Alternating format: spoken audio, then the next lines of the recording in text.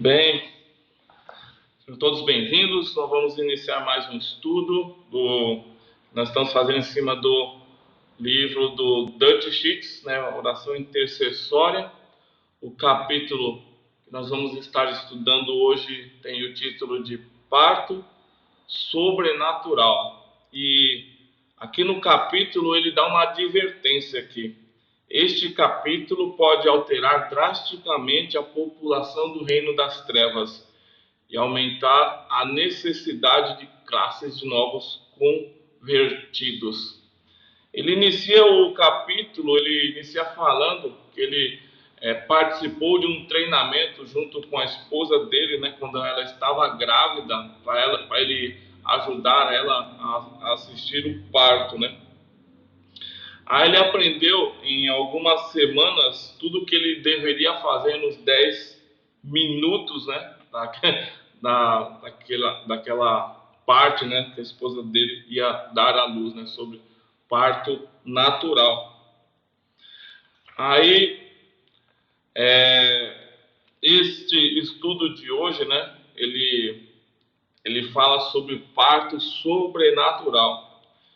E o que ele fala nesse capítulo é que o desempenho dele em orar pelos perdidos, por aquelas pessoas que precisam de salvação, era algo muito fraco, como era o de todos os que ele conhecia. Então, por isso, ele decidiu dedicar um tempo para buscar na Bíblia o que a Bíblia tem a dizer a respeito sobre orar pelos perdidos, orar pedindo salvação aos perdidos.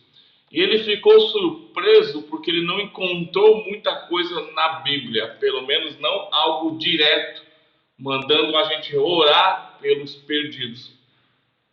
Em nenhum lugar a Bíblia diz diretamente que nós devemos pedir para Deus que salve alguém. E isso deixou o autor aqui muito confuso. Como poderia algo tão importante ter dentro da própria palavra de Deus tão pouco sobre isso, né?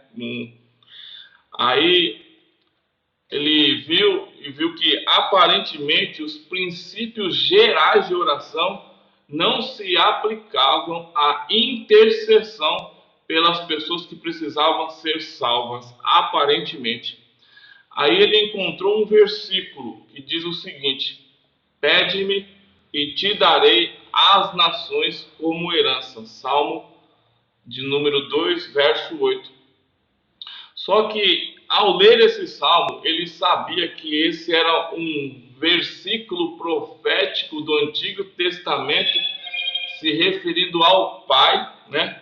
Dizendo a Jesus para pedir. Aí ele imaginou que Jesus já havia feito isso e que certamente o Pai já tinha dito sim. Então ele acreditava que isso... Só um minutinho aqui. Então ele acreditava que Jesus já tinha feito isso, né? Que Jesus já tinha pedido as nações por herança, e essa oração que Jesus fez, né, com a oração profética de Jesus, já tinha acontecido.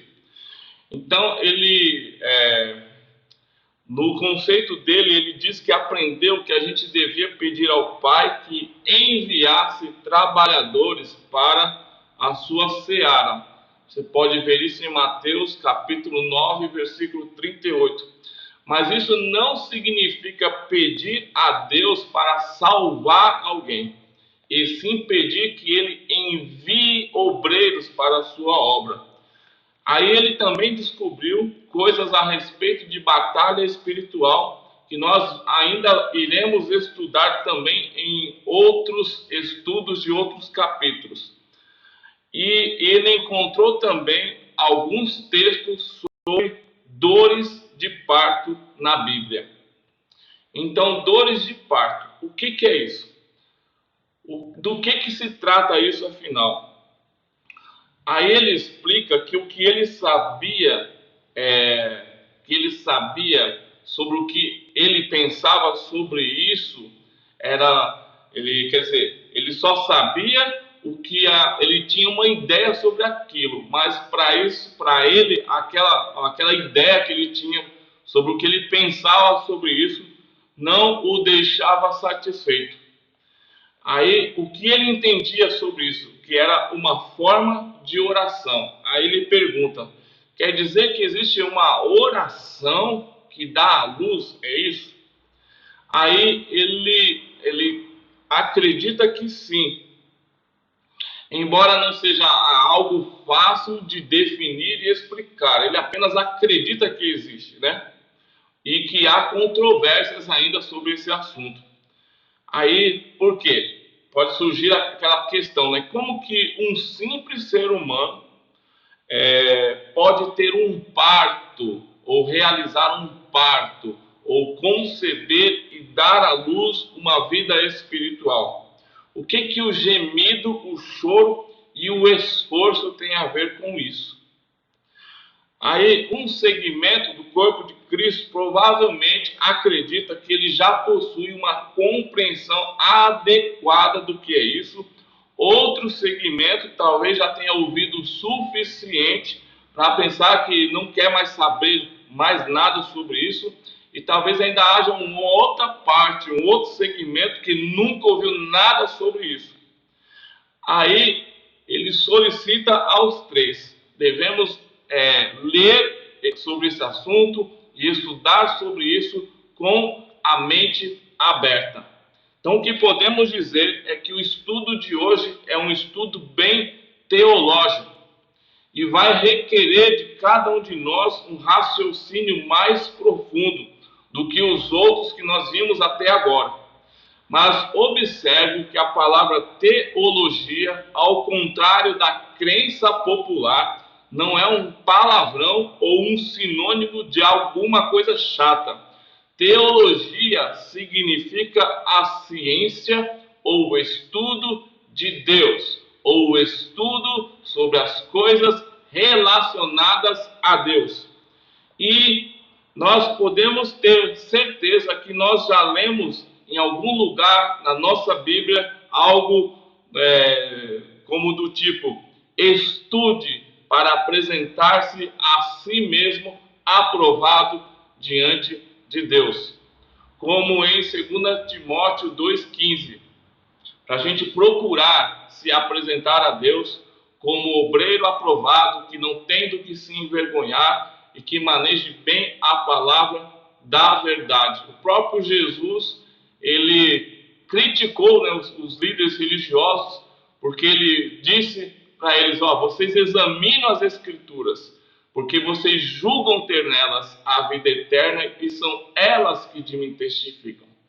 Ele não estava criticando o examinar, o estudar, mas o fato de, mesmo eles fazendo isso, eles não conseguiram reconhecer Jesus como profetizado nas Escrituras. Então, não deixe de estudar. Tome uma atitude, estude, se aprofunde no conhecimento da palavra de Deus. E uma recomendação aqui: todo aquele que se dedicar ao estudo do que nós estamos estudando, né, nesse período todo, ou até especialmente nesse estudo de hoje, verdadeiramente será alguém majestoso. E esta oração, que é chamada de dores de parto, ela é uma oração que sempre intrigou aqui o autor do livro. Ele diz que ele foi educado em uma corrente do corpo de Cristo que acredita nesse tipo de oração, embora é um tipo de oração que não aconteça com frequência. As poucas vezes que ele viu o que ele viu isso, disseram para ele ser um tipo de intercessão de dores de parto. E envolvia uma pequena senhora idosa da igreja que ele frequentava. E essa senhora era uma das poucas guerreiras de oração que ele tinha dentro da igreja que ele frequentava. E a ele pareceu que essa oração era tratada como um tipo de coisa mística, que ninguém compreendia totalmente. Assim, né, como a gente não entende completamente como são gerados os bebês, né? E por causa disso, poucos oravam, e muito raramente, mas todos respeitavam o conceito de ser desse tipo de oração, de sentir dores de parto. Aí ele conta que aconteceu com ele, né? Então, realmente, isso aconteceu com ele uma vez. E embora ele não fizesse esse tipo de barulho que os outros faziam, né? Que ele descreve, aqueles que eu havia ouvido orar desta maneira, eles gritavam muito, semelhante à minha esposa quando estava em dores de parto. Aí ele conta que quando ele tinha cerca de 10 anos, isso aconteceu uma vez, quando ele orou por uma tia dele que ainda não era salva, que ainda não tinha recebido a salvação em Jesus Cristo. Então, certa noite, ele estava na cama dele, aí ele sentiu um forte peso para orar pela salvação da tia dele. Então ele se levantou da cama, se ajoelhou, e ele chorou de uma forma descontrolada, pedindo a Deus, clamando a Deus que salvasse a tia dele. E ele era muito novo, ele era uma criança de apenas 10 anos de idade. E isso foi há tanto tempo que ele não consegue nem se lembrar quanto tempo ele passou orando nesta noite pela tia dele. Ele acredita que foi cerca de meia a uma hora. Aí, até que ele sentiu alívio, então ele pôde voltar para a cama e dormir. Aí ele relata que a tia dele morava a cerca de 1h30 de onde eles moravam, né? Contudo, por alguma razão desconhecida, entre aspas, né? Ela telefonou para nós naquela mesma semana em que ele tinha tido esse peso de oração pela tia dele, e essa tia disse para eles que ela queria ir à igreja deles no domingo de manhã. Mas o que eles não sabiam naquele momento é que, na verdade, essa tia deles, ela estava indo ao culto naquele dia para entregar a vida dela para Jesus Cristo. E assim foi. E ele ficou maravilhado com essa experiência. Então ele relata que, na verdade, ele havia entrado em um trabalho de parto pela tia dele, e naquela mesma semana ela viajou uma longa distância para entregar o coração dela para o Senhor Jesus. O trabalho de parto foi algo maravilhoso, mas ele ainda não o compreendia. Ele apenas havia orado dessa maneira uma só vez na vida. Então não ajudava muito perguntar, porque algo que as pessoas que ajudava as pessoas, né, a serem salvas acontecesse assim de uma forma tão rara, né? Tão poucas vezes acontecia isso. Mas a verdade para ele é que aparentemente esse tipo de oração intensa e angustiada simplesmente não vinha sobre qualquer um com muita frequência, era algo raro, por causa desse trabalho de parto definido para nós. Então ele fala que apenas, né, nós temos que ser pacientes, como no caso do tanque de Betesda, que as pessoas esperavam para que fosse o anjo e agitasse as águas e lançasse as pessoas ali dentro, né? João capítulo 5. Aí ele disse o seguinte, que ele não questionava esse conceito, porque ele sabia que era real, que era algo concreto, que acontecia. Mas ele sabia que seria algo fora de reverência, questionar a Deus sobre algo aparentemente tão espiritual. Então ele não questionava a Deus. E as verdades que nós não podemos explicar, nós a tratamos como santas demais para questionar, segundo ele pensava.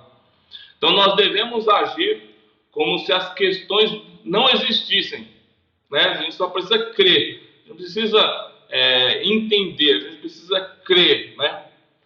E admiti-las poderia ser admitir que essas coisas não existem poderia ser uma falta de respeito. Então, assim, a questão aqui, admitir a dúvida, né? Admitir que a gente não entenda pode ser uma falta de respeito para Deus. Então, assim, nós não permitimos que Deus ou quem quer que seja saiba que nós temos dúvidas a respeito. Aí, entre parênteses, ele coloca assim: eu ainda acho que eu posso brincar um pouco com Deus sobre algumas coisas, né? De vez em quando. E a gente entender melhor, ele prossegue aqui falando da unção de Tomé. Ele fala que um dia ele descobriu que quando os discípulos eles não compreendiam certas coisas, eles faziam perguntas a Jesus. Às vezes as questões até pareciam um pouco irreverentes, sem reverência, né? Implicando que a sua capacidade de ensinar, a capacidade de Jesus ensinar, não era aquela maravilha. Afinal de contas, o que Jesus estava dizendo, né? Ele questionava as parábolas de Jesus, questionava alguns dos ensinamentos difíceis de Jesus. E expressavam palavras em linguagem agradável, chamando a Jesus de mestre, e assim por diante. Mas, ao ler, né, os textos, a gente vê e pode entender que o que os discípulos realmente estavam dizendo era mais ou menos nesse sentido. O que será que ele está querendo dizer com isso, né? O que será que o mestre está querendo dizer exatamente? Teve uma vez que Jesus disse para eles que se eles não comessem da carne e do sangue deles, eles não teriam parte com ele. Aí ele disse isso para o grupo de discípulos. Aí alguém entendeu e não entendeu e falou assim: duro esse discurso, né? Difícil de ouvir esse discurso. Aí o que a gente sabe que, na verdade, o que eles queriam dizer Senhor, isso é algo sinistro, tem que comer carne, comer a sua carne. Será que Jesus, será que nós temos que ser como os canibais, comer a carne dele? E a maioria, a Bíblia fala que depois de ouvir esse discurso, muitos dos discípulos de Jesus o abandonaram, deixaram de seguir a Jesus. Em uma outra ocasião, Jesus estava fazendo um discurso muito eloquente para os discípulos dele. Aí dizendo para eles não se perturbarem, porque Deus, o Pai, estava preparando muitas casas onde ele morava e que Jesus estava prestes para ir para lá e que ele iria preparar mais casas e irá voltar de novo para nos buscar, para que nós morássemos lá. E naturalmente os discípulos poderiam entender o que isso queria dizer, né? Ir para Deus, morrer, né? Ir para o céu, né? Aí, nesse momento, o Tomé, aquele Tomé, que ele é conhecido como aquele que precisou ver para crer, e graças a Deus por Tomé, pelas dúvidas do Tomé, ele disse o que todos estavam pensando, mas não tinham coragem de perguntar para Jesus. Espera aí, Jesus, um momento. Nós não estamos entendendo nada do que o Senhor está falando, Jesus. Nós não sabemos para onde o Senhor vai, muito menos como é que nós vamos ir para esse lugar. Aí Jesus ajudou bastante, falou: eu sou o caminho. Foi a resposta de Jesus: eu sou o caminho, e vocês irão através de mim. Eu acho que muitas coisas do que Jesus disse para os discípulos, eles só conseguiram entender e compreender muito tempo depois. E como os 12 sempre faziam, né, a gente com mais frequência ainda, a gente faz aquela questão de fazer a pergunta segura de forma reverente, espiritual, né, de agir como entende, né? Eu acho que eu estou entendendo, mesmo quando a gente não está entendendo nada. Isso nos mantém ignorantes, mas parece algo bom, né? A gente não está questionando a Deus, então parece algo bom. Contudo, de vez em quando, a gente pode receber essa unção de Tomé e simplesmente chegar para Deus e dizer para Ele: Senhor, eu não estou conseguindo entender determinada coisa. Como, por exemplo, esse negócio de dores de parto que está aqui na tua palavra. O que, que é isso? Aí, enquanto o próprio autor Dutch Sheets, ele disse o seguinte: enquanto eu pensava sobre esse assunto de dores de parto, eu decidi permitir que algumas questões inoportunas que ele tinha escondidas em seu coração viessem à tona. Como, por exemplo, se a intercessão de dores de parto realmente ajuda a conduzir as pessoas à salvação, por que é tão difícil orar dessa maneira? Por que acontece tão raramente? Porque apenas algumas pessoas oram assim. E por que tem de ser algo tão elevado e estranho?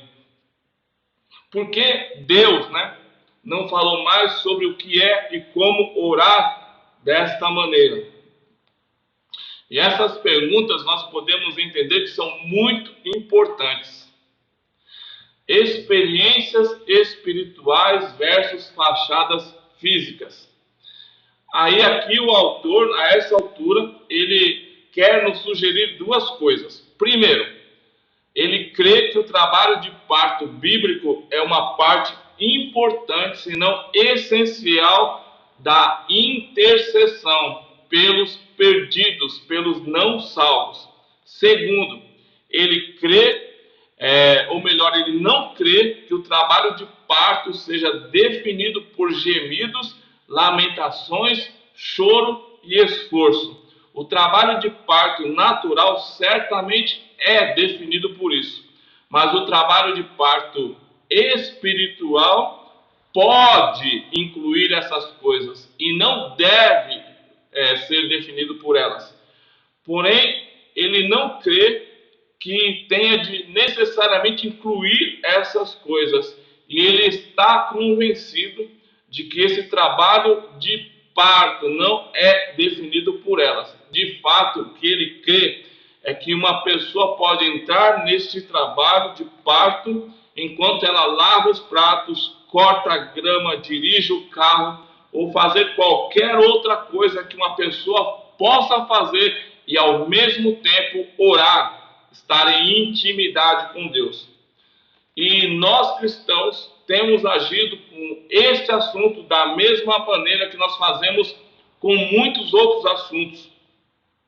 Porque por nossa própria natureza nós temos a tendência ou a necessidade de ver ou sentir algo para a gente acreditar no que a gente está vendo.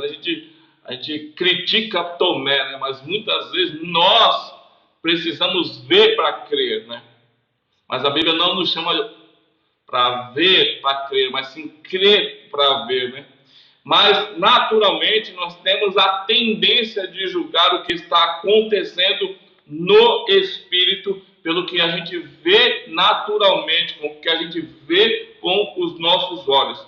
Por exemplo, se a gente ora por alguém pela salvação dele, ou arrependimento, nós tendemos a crer que a pessoa que chora provavelmente está recebendo mais do que a que não chora. Nós até dizemos coisas tais como: olha só como o Espírito Santo tocou nesta vida, está tocando, você vê como ela está orando? Nós agimos assim porque nós vimos, enxergamos a reação. Porém, na realidade, o que a gente pode observar é que algumas pessoas que não choraram, elas e nem demonstraram nenhuma emoção quando elas oraram, elas foram totalmente transformadas por Deus, mesmo que exteriormente a gente não tenha visto nada, mas nós vemos a vida delas que foram transformadas por Deus. Isso impacta a gente.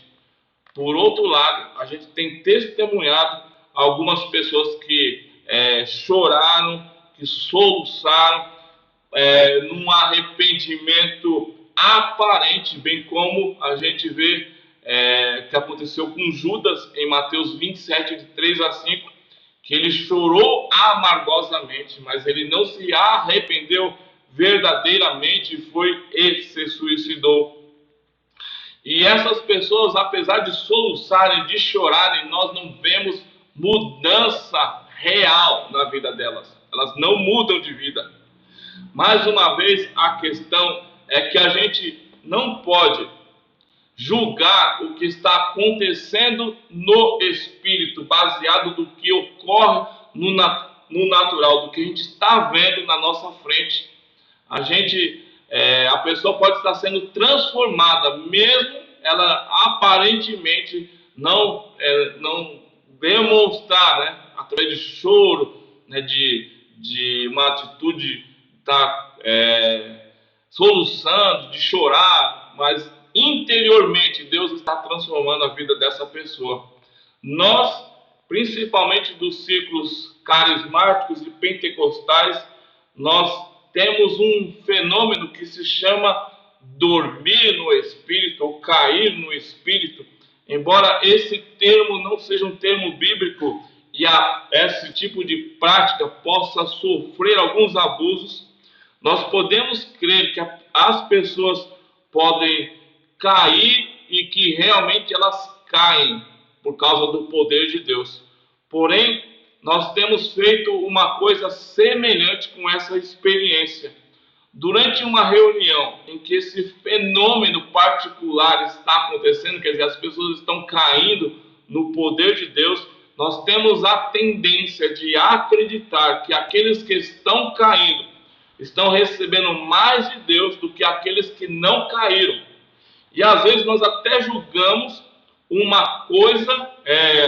que uma coisa está acontecendo se as pessoas estão caindo ou não. Então a gente pensa, Deus se moveu ou não, se as pessoas estão caindo ou não, né? E a gente pode ter presenciado, eu mesmo já presenciei algumas reuniões que a gente observa esse fenômeno acontecer a ponto de ter a certeza que a ênfase e o alvo, na verdade, se tornaram fazer as pessoas caírem, em vez de uma fé que permitisse que o Espírito Santo fizesse o que ele quisesse, independente das pessoas caírem ou não. E o Espírito Santo realmente quer fazer o que ele quer. Em outras palavras, nós passamos a julgar o que está acontecendo no reino espiritual por aquilo que nós estamos vendo no natural.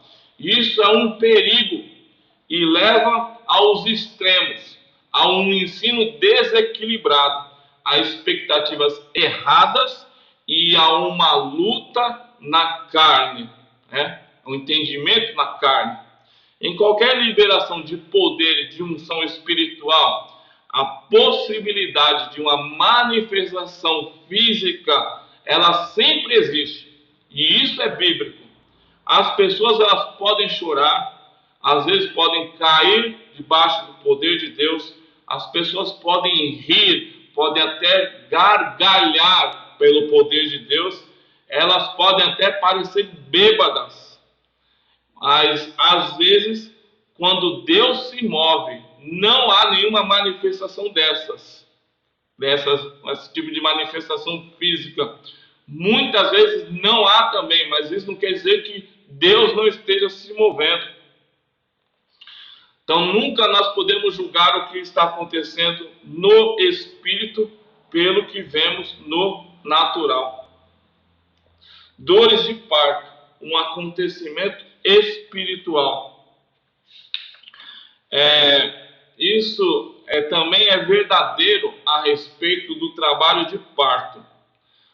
Essas questões, né, das manifestações espirituais, o que acontece no espírito quanto no exterior, isso também é respeito nessa questão do parto.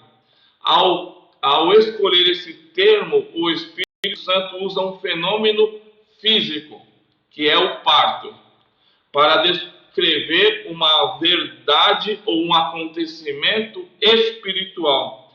E ao fazer isso, ele enfatiza o reino espiritual e não o físico. E a comparação não deve ser considerada em sentido literal ou exato.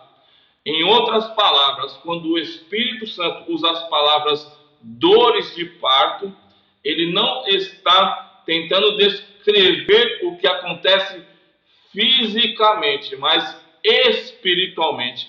Não se trata de um parto natural, mas de um parto espiritual. Então a ênfase deve estar sobre o poder espiritual que é liberado para dar à luz espiritualmente e não sobre o fenômeno físico que pode acompanhar esse tipo de oração, gemidos, lágrimas, clamores. Então a maioria de nós que já associou a oração às dores de parto tem focalizado o que acontece fisicamente e por isso perde o foco espiritual de que algo está acontecendo no espírito ou nascendo do espírito. Então é fácil descobrir se a gente tem cometido esse tipo de erro. Nós podemos perguntar a nós mesmos e responder de forma sincera. Quando a gente ouve a palavra parto no contexto da oração, a gente pensa primeiro no que está acontecendo no espírito, a pessoa nascendo de novo, ou como está acontecendo externamente, como ela está manifestando através de emoções o que acontece no interior. A maioria de nós provavelmente vai responder a última. A gente precisa ver para crer, né? Como, né? Muitos creem dessa forma, né? Então, provavelmente, a gente confia mais naquela teologia do menino da escola dominical, que a professora perguntou para o menino: menino, o que é mentira? Aí ele respondeu para a professora: mentira é uma abominação a Deus. E continuou: e é uma ajuda muito útil nos momentos de dificuldade. Então a maioria de nós, inconscientemente, tem definido uma obra do Espírito baseada na obra do corpo, o que acontece exteriormente no corpo.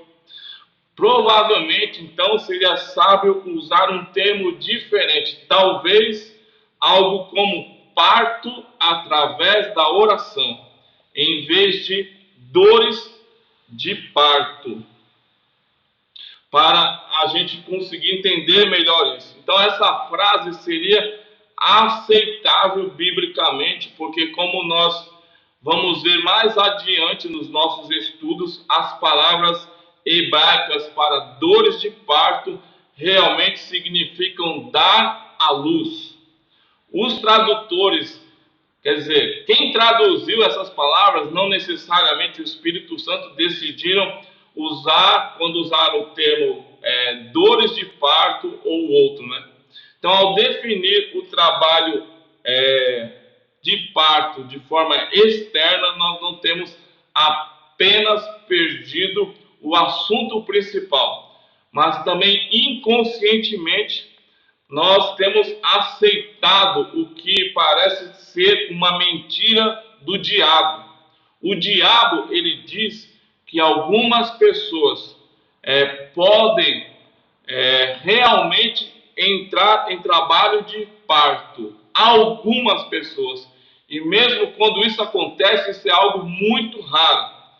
E nós, pelo que nós vamos estudar aqui, nós vamos ver e entender que isso não é verdade. De fato, nós podemos entender e nos envolver na intercessão de dores de parto e fazer isso de uma forma regular, constante. E o segredo é perceber que a ênfase está em dar à luz algo espiritualmente, não sobre o que acontece quando nós a praticamos. Então lembre-se do que foi dito, né, antes, que a intercessão de dores de parto pode incluir certas manifestações físicas intensas, mas não tem de incluí-las e nem é definido por elas. Então, mesmo que não tenha essas manifestações físicas, como alguém que está tendo dores de parto, não quer dizer que isto não esteja acontecendo. A oração que dá à luz. Então, para alterar essa mentalidade, esse entendimento, a partir deste ponto, nós vamos usar as palavras oração de dar à luz, alternada com dores de parto, ao nos referirmos a esse tipo de intercessão. E tendo dito tudo isso, vamos falar de forma clara e enfática. Existe um aspecto na oração que dá à luz coisas no Espírito. É como que Deus nos mostrando que nós somos como que parideiras, pessoas que dão luz para Deus. O Espírito Santo deseja dar a luz através de nós.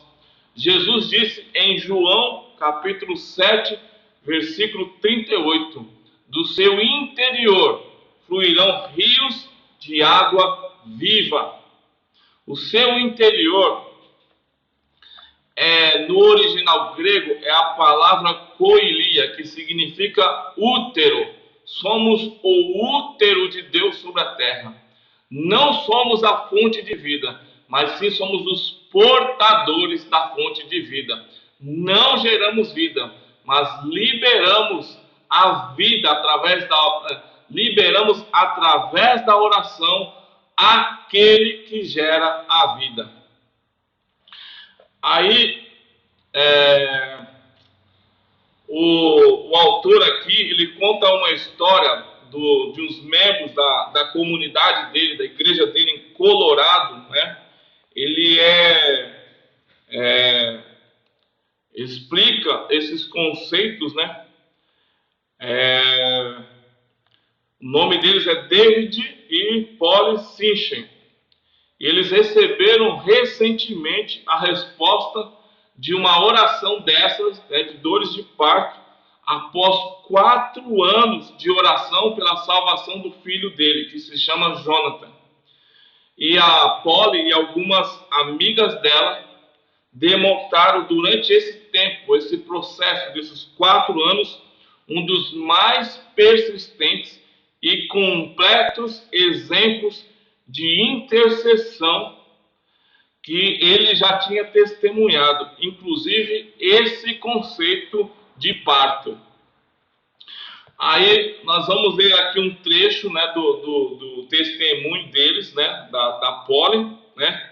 Ele é um pouco longo, mas ele é cheio de exemplos pertinentes de coisas que nós pretendemos discutir no estudo de hoje. Não acredito que no estudo de hoje não vai dar tempo, mas vamos ter que continuar esse estudo no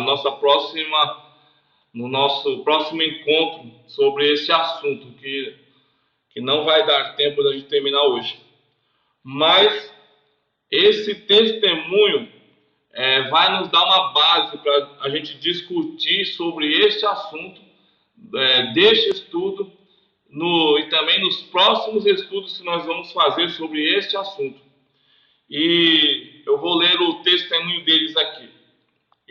Ela dizendo, né, ela escreveu o testemunho dela e ela disse o seguinte: nós dedicamos Jonathan a Deus desde antes do nascimento dele, e nós criamos o nosso filho na igreja. Só que aos 17 anos de idade, por causa de uma combinação de vários planos cuidadosamente preparados pelo diabo, ele começou a se afastar de Deus. Não demorou muito e o nosso filho estava em total rebelião, caracterizada por drogas e todas as coisas que acompanham esse estilo de vida. E através dessas coisas, a diabetes dele complicou começou a complicar cada vez mais e às vezes ele parava no hospital. Mas mesmo assim, quando ele saía, ele voltava a usar drogas. E foi nessa época que o pastor Dutch, né, que é o autor desse livro, começou a ensinar sobre a oração de intercessão na igreja. Embora nós nos sentíssemos arruinados, às vezes desalentados e com medo, nós começamos a aprender mais e mais sobre esse tipo de oração. Quando eu e minhas amigas nos reuníamos para interceder, Deus nos dava instruções de como orar, com muitas promessas grandiosas e palavras de encorajamento. Nós praticamos paga, né, que como nós aprendemos é intercessão, né, no grego. Nós praticamos paga e pedimos ao Espírito para pairar sobre sua cabeça enquanto ele dormia, em seu carro, onde quer que ele estivesse, e fizesse nascer vida dentro dele. E eu fazia isso diariamente, diz a mãe dele.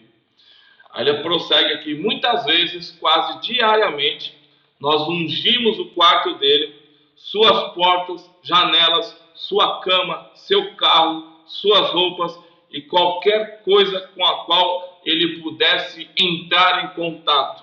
Muitas vezes eu ia até o quarto dele, sentava e cantava no Espírito por 1 hora ou mais. Eu cantava coisas tais como: o nome de Jesus é exaltado neste lugar, sobre esta cama, sobre estas coisas, estas roupas, tudo. Eu cantava: Jonathan tem um destino e eu sei que ele irá cumprir esse destino. Eu e minhas amigas Shirley e Pat, às vezes nós orávamos de 4 a 6 horas até tarde da noite pela vida do meu filho. Em uma ocasião, o pastor Dutch ensinou a respeito de orar sobre peças de roupas de uso pessoal. Imediatamente eu pensei, nós podemos fazer isso pelo Jonathan.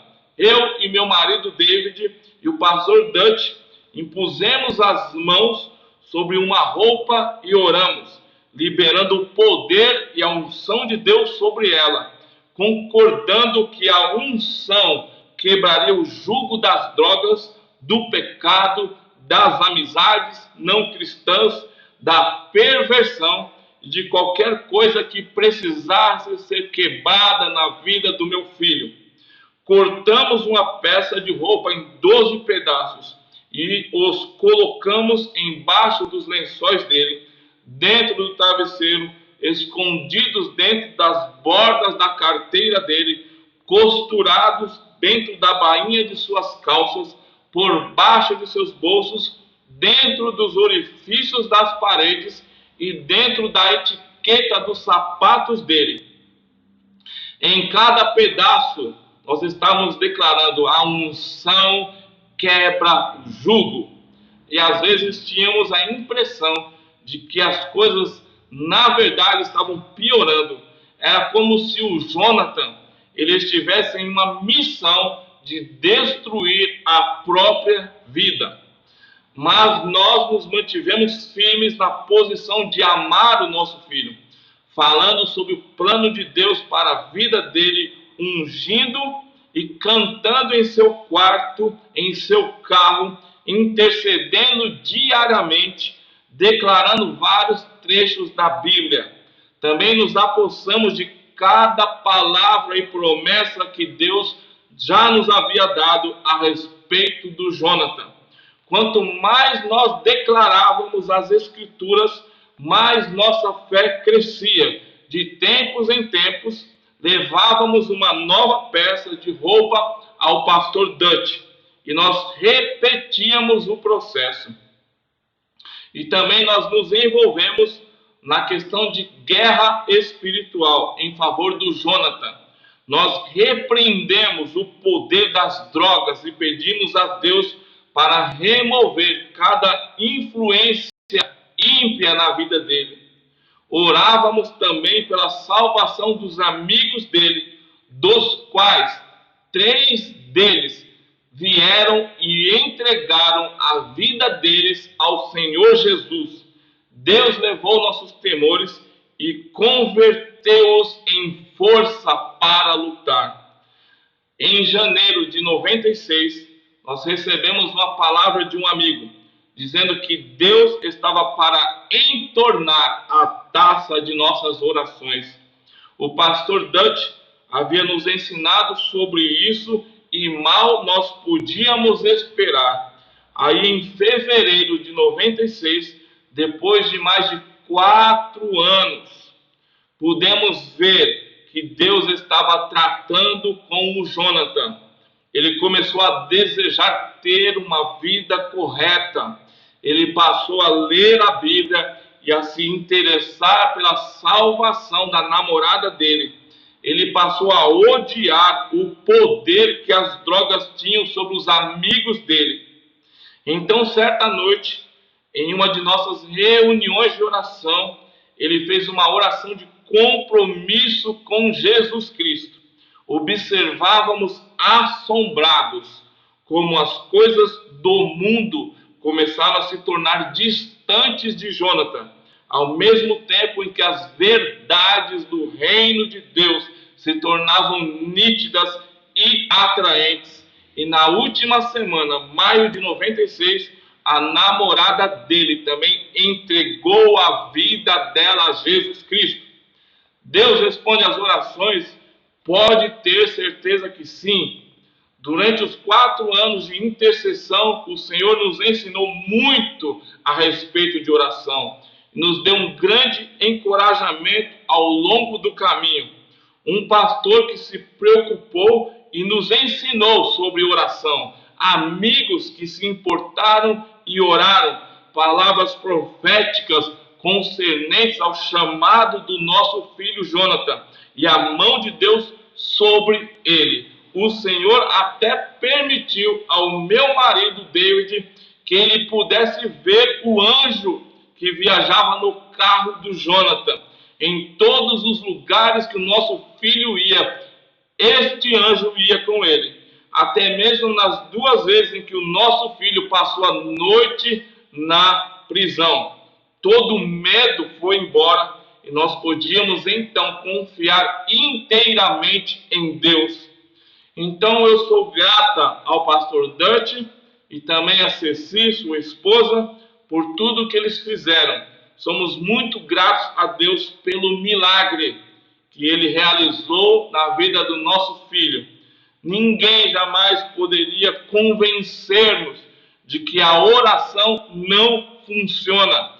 Deus é fiel e por isso seremos gratos a Deus para todo o sempre.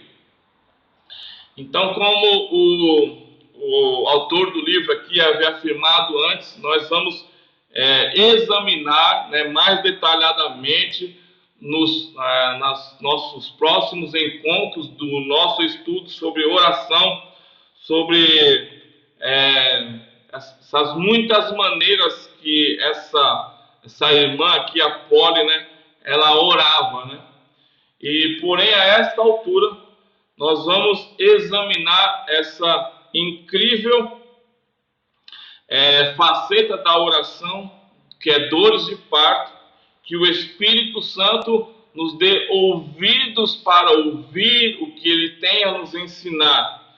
E será que nós podemos desmistificar esse assunto de dores de parto? Nós cremos que sim. As passagens a seguir mencionam as dores de parto, nascimento, direta ou indiretamente, implícita no contexto. Primeiramente, 1 Reis 18, de 41 a 45, que diz assim: E Elias disse a Acabe: Vá comer e beber, pois já ouço barulho de chuva pesada. Então Acabe foi comer e beber.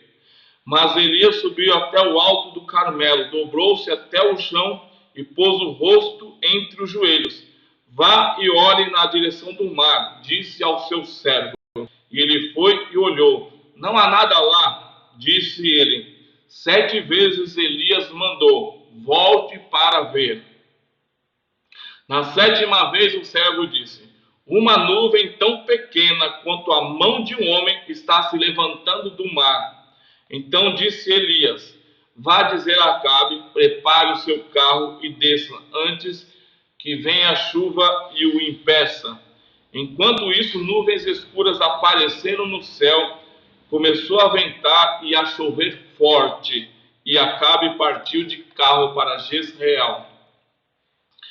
O interessante aqui é que essa passagem de Elias, né, a posição em que Elias estava nessa passagem é de uma mulher no dia em que ela está dando à luz. Nós devemos notar que Elias realmente estava fazendo uma oração de trabalho de parto. E Tiago capítulo 5, versículo 16 se refere a esse evento e o chama de oração súplica, né? Que a oração ou a súplica de um justo pode muito em seus efeitos. O Salmo 126, versos 5 e 6. Aqueles que semeiam em lágrimas, com cantos de alegria colherão. Aquele que sai chorando enquanto lança a semente, voltará com cantos de alegria, trazendo seus feixes. Isaías 66, versículos 7 e 8. Antes de entrar em trabalho de parto, ela dá à luz. Antes de lhe sobrevirem as dores, ela ganha um menino. Quem já ouviu uma coisa dessas? Quem já viu tais coisas?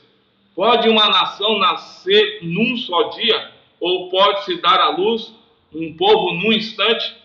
Pois Sião ainda estava em trabalho de parto e deu à luz seus filhos. João 11, 33, 35, 38 e 41 a 43. E diz assim: ao ver chorando Maria e os judeus que acompanhavam, Jesus agitou-se no espírito e perturbou-se. Jesus chorou. Jesus, outra vez profundamente comovido, foi até o sepulcro. Era uma gruta com a pedra colocada à entrada. Então tiraram a pedra. Jesus olhou para cima e disse: Pai, eu te agradeço porque me ouviste. Eu sei que sempre me ouves, mas disse isso por causa do povo que está aqui, para que creia que tu me enviaste. Depois de dizer isso, Jesus bradou em alta voz: Lázaro, venha para fora. Mateus 26, de 36 a 39. Então Jesus foi com seus discípulos para um lugar chamado Getsêmani e lhes disse: sentem-se aqui, enquanto vou ali orar. Levando consigo Pedro e os 2 filhos de Zebedeu, começou a entristecer-se e angustiar-se. Disse-lhes então: a minha alma está profundamente triste, numa tristeza mortal. Fiquem aqui e vigiem comigo. Indo um pouco mais adiante, prostrou-se com o rosto em terra e orou: meu Pai, se possível, afasta de mim este cálice. Contudo, não seja como eu quero, mas sim como tu queres. Romanos 8, 26 e 27. Da mesma forma, o Espírito nos ajuda em nossa fraqueza, pois não sabemos orar como convém, mas o próprio Espírito intercede por nós com gemidos inexprimíveis. E aquele que sonda os corações conhece a intenção do Espírito, porque o Espírito intercede pelos santos de acordo com a vontade de Deus. E Gálatas, capítulo 4, versículo 19. Meus filhos, novamente estou sofrendo dores de parto por sua causa, até que Cristo seja formado em vocês.